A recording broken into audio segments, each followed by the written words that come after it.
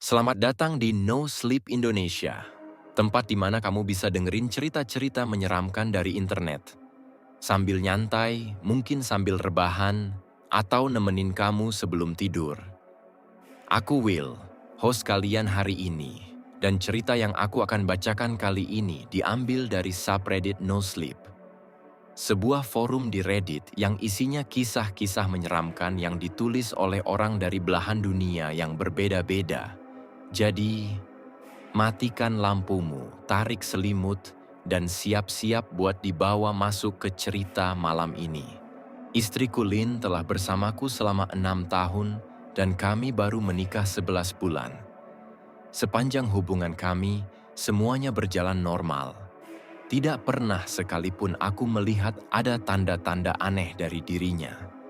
Jadi apa yang terjadi belakangan ini benar-benar di luar karakternya. Lin adalah perempuan yang baik, cerdas, dan sangat perhatian. Dia tipe orang yang serius dan gak pernah iseng atau kekanak-kanakan. Dia bahkan gak suka film horor. Waktu kami baru pacaran, dia sempat setuju nonton The Shining karena tahu aku suka horor. Tapi dia gak kuat nonton sampai setengahnya. 2 bulan lalu, pagi-pagi aku sedang buru-buru ke kantor dan bikin kopi sendiri karena nggak sempat mampir ke Dunkin Donuts. Saat berjalan menyusuri lorong rumah, aku lihat Lin mengintip dari balik sudut tembok. Aku cuma bisa lihat matanya dan sedikit rambut hitam panjangnya menjuntai. Sisanya sembunyi. Aku hampir tumpahin kopi karena kaget dan bibirku kepanasan. "Gila, Lin," aku bilang. "Kamu bikin aku jantungan." Dia langsung kabur kayak anak kecil yang ketahuan. Aku dengar langkahnya lari ke ruang tamu. Aneh sih, tapi kupikir mungkin dia lagi iseng.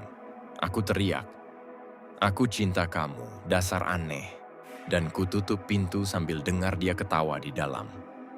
3 hari kemudian, aku kebangun jam 2 pagi karena haus. Pas aku lagi minum jus jeruk di dapur, aku ngerasa kayak ada yang ngeliatin. Dan waktu aku lihat ke bawah meja dapur, Lin ada di sana. Lagi ngintip dari balik meja, senyum lebar kayak karakter dari Alice in Wonderland. Aku teriak. Bukan karena marah, karena takut. Dia merangkak pergi dengan cepat, tangan dan kakinya nempel di lantai kayak binatang. Aku nggak ngejar, cuman diam, kaget dan bingung. Waktu aku balik ke kamar, dia udah di ranjang, tidur nyenyak. Atau pura-pura tidur. Aku berdiri lama merhatiin napasnya. Pas aku naik ke ranjang, dia tetap nggak gerak. Aku bahkan sempat mikir, "Apa? Tadi aku cuma mimpi." Besok paginya aku tanya soal kejadian itu. Dia malah ngakak. Kamu serem juga, tahu nggak? Katanya sambil meluk aku. Tapi setelah itu, dia makin sering ngintipin aku. Dari balik gorden, balik sofa, bahkan dari dalam koper tua di ujung ranjang. Kadang dia cuma nampakin separuh wajah, selalu dengan senyum lebar kayak anak kecil excited. Aku nanya, "Ngapain sih?" Tapi dia cuma nutup koper pelan-pelan, tanpa jawab. Waktu aku pikir permainannya selesai, dia muncul lagi. Kali ini, waktu aku lagi mandi. Aku buka mata, dan dia ada di sana. Mukanya menyembul dari balik tirai shower. Rambut panjangnya basah, bibirnya senyum lebar banget, matanya melotot merah kayak nggak kedip dari tadi. Riasannya luntur, menetes ke pipi kayak air mata hitam. Aku jerit dan mundur nabrak dinding. Dia nggak gerak, senyumnya nggak pudar. Lalu perlahan dia mundur keluar kamar mandi. Beberapa detik kemudian, brak! Pintu kamar mandi ditutup keras. Aku ngunci diri di dalam lebih dari 1 jam. Saat aku berani ngintip dari bawah pintu, dia nggak ada. Tapi waktu aku balik badan untuk buka pintu, aku dengar suara erangan. Dan waktu aku menoleh ke arah lemari, matanya menatapku dari celah pintu lemari. Mulutnya terbuka lebar, penuh kegembiraan mengerikan. Aku kabur. Ambil HP dan kunci, langsung lari ke mobil. Sempat ku dengar dia tertawa keras di belakangku, tapi dia nggak kejar. Aku ngungsi ke rumah kakakku, Chris. cerita sama dia tapi nggak semua. Aku malu, takut dibilang lebay. Tapi tiap kali aku tutup mata, bayangan Lynn dari dalam lemari selalu muncul. Keesokan harinya, waktu aku mulai tenang, istrinya Chris, Rebecca, bilang Lynn mampir pagi tadi. Tapi dia nggak masuk rumah. Cuman nanya aku udah bangun atau belum. Dan dia terlihat lusuh, kayak nggak tidur berhari-hari. Aku mulai mikir, ada yang salah banget sama Lynn.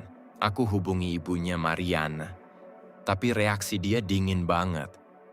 Nggak kayak ibu yang peduli anaknya. Dia malah menyuruhku hubungi profesional, lalu menutup telepon. Tapi nadanya ada yang aneh, seolah dia menyiratkan sesuatu.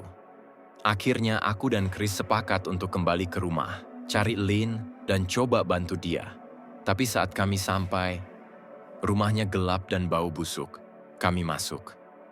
Lantai dipenuhi pecahan kaca, dan salah satu foto pernikahan kami hancur.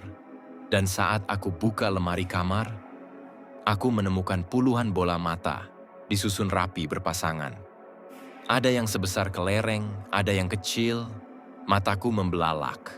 Ini bukan prank, ini sudah jadi gila. Tapi lebih parahnya, waktu aku berbalik, Lynn ada di bawah ranjang, mengintip kami. Senyum gila, mata membelalak. Tangannya bergetar, penuh darah. Di tangannya ada pecahan kaca. Waktu aku mendekat, dia menyerangku. Tanganku terluka parah.